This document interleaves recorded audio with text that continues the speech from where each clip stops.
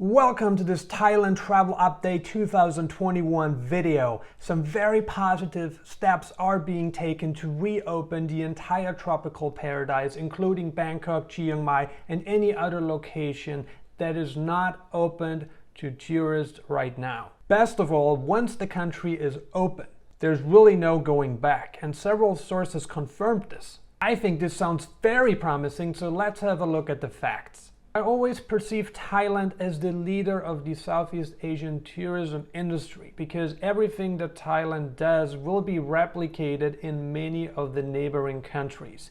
Maybe not 100%, but to a good degree. And at this moment in time, Thailand is really the only country in Southeast Asia that is open to fully vaccinated tourists, allowing them to come into the country without mandatory quarantine requirements. There's really no other country in Southeast Asia that offers anything similar right now. And I think what the neighboring countries are doing, they're just waiting for Thailand to take the lead, show how it's done, and sooner than later, everything that Thailand does, or like I said, a majority of what will be done, is going to be replicated by the neighboring countries. Thailand gave up on the belief to eradicate COVID from the face of the earth. Instead, the country wants to learn how to live with the virus. I think this is a very intelligent decision considering the fact that most viruses that have been introduced in the past did not vanish all of a sudden. A virus that comes into our world is here to stay, and I think to accept this mentally, to accept this physically, and to accept this at a nationwide level is the way to go. Because Thailand really realized that they cannot keep their doors shut forever. A good chunk of their overall volume is generated from tourism. So if tourism is not possible, a lot of businesses will probably get out of business very soon. I mean, there's a lot of businesses that had to shut down and that will never open again. And what the country is trying to do right now is to reduce the high unemployment rate and get people back to work again.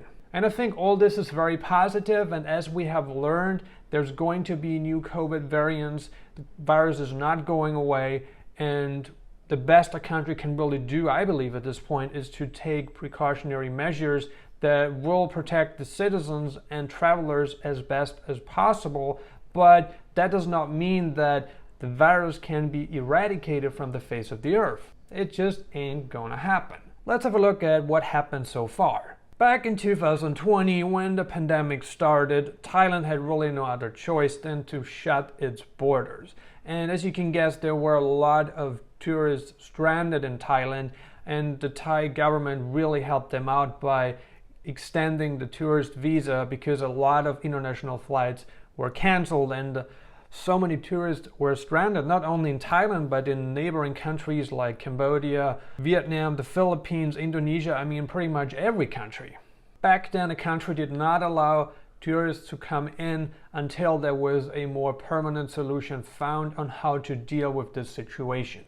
Thailand was the first country in Southeast Asia to introduce a sandbox program, which they initially launched on the island of Phuket. On July 1st, 2021, the island of Phuket opened to fully vaccinated tourists from low-risk countries. Low-risk countries are countries with very low case numbers and very low death rates. And the best part of the sandbox program is that it allowed fully vaccinated tourists to come in without needing to quarantine on the island. On August 16, the mandatory stay on the island of Phuket reduced from 14 days to 7 days, plus 7 days.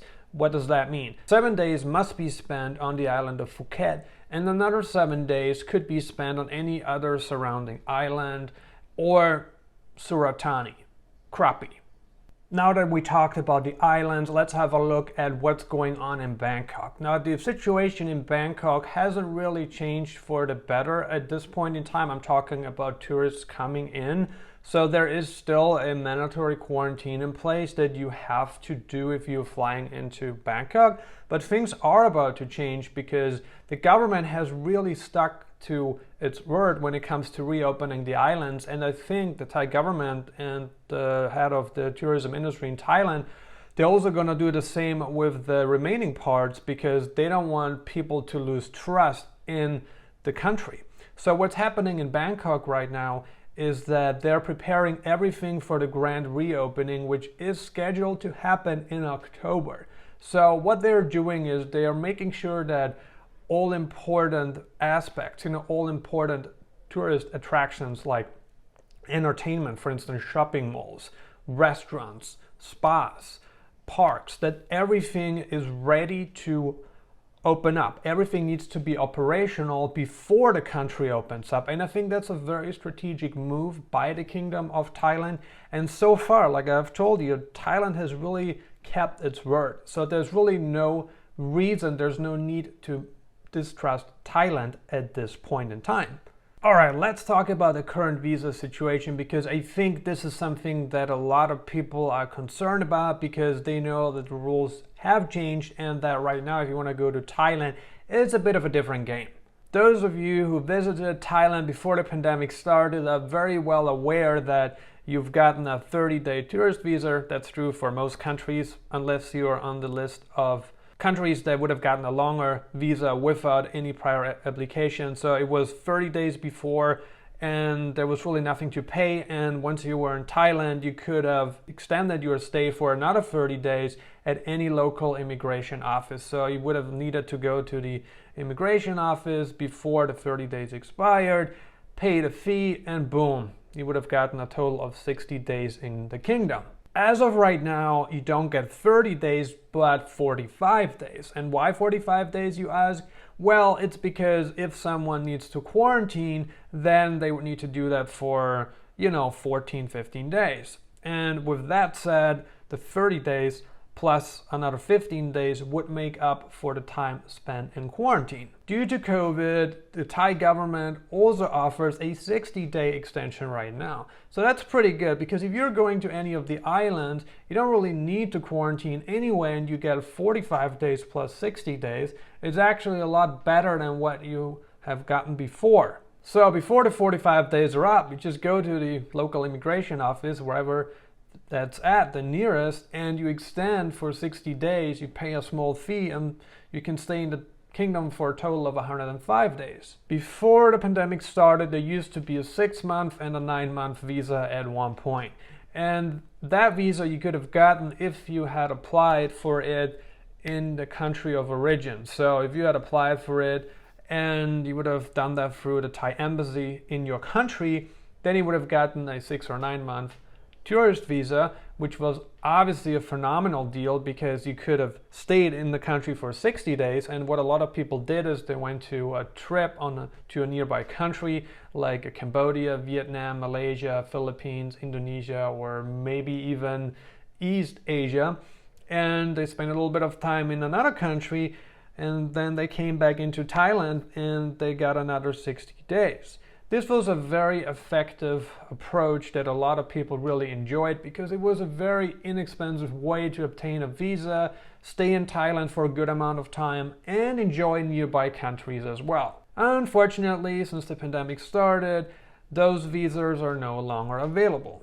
It doesn't mean that they will never be available again, but at this point in time, there is no tourist visa that would give you 6 or 9 months. However, if you do want to stay in Thailand for a longer period of time and you're willing to make some sort of an investment, then there are options. Okay, there are options. It's not like, okay, the 45-day tourist visa is all that's available right now. No, that is not true. So how can you stay in the country for the midterm or the long term? First of all, there's the Thai Elite visa. Probably heard of it. It's not cheap. For 5 years, it's 600,000 Thai baht right now, which comes down to roughly $18,000. And then there's also the 20-year visa, okay? There's a couple options here. They are 1 million baht to 2 million baht. So the Thai Elite visa is one option. It's not the cheapest of options. And if you make such an investment, first of all, you need to have the money for it. And also, you need to be sure that you're actually going to stay in Thailand. The Thai government also introduced a lot of other really useful visas covering a whole set of people that would like to come into the country, there is the Smart Startup Visa focused on startup entrepreneurs. So those are people that are looking to move to Thailand to start a business. And there's a list of approved categories, and if your business falls into any of these categories, then you could qualify for the Smart Startup Visa. There's a 6-month, a 1-year, and a 2-year option, depending on how matured your business is and also depending on how long you want to stay in Thailand. There's the Smart Investor Visa. As the name says, you need to make an investment in Thailand. You have a couple of options here. This is definitely going to take a considerate amount of money. So this is for people who are looking to make gains from investing in Thailand. Smart Talent Visa, and as it says, you must have a certain talent to qualify for this visa. This is not for the average Joe. You must be on the list of select talents in order to qualify. And the Smart Executive Visa. Again, this is for people that have very special skills, that work in very special high positions. So you must really have a good job offer, or you must currently be employed by a Thai company, but it must be in a high level position and you must earn a minimum of X amount of Thai baht per month. What do you think about the steps the Thai government is taking to reopen the country? Do you think they're doing it as expected? Do you think things are moving a little bit too fast? Or what do you think the government could do to reopen the country with great success? Leave a comment below and let us know. Also, if you're not subscribed yet, then subscribe now and turn on alerts to be notified when I upload the next video on the Thailand travel situation, digital nomad locations, and anything that is happening in the world right now related to COVID and travel restrictions. Thank you for watching.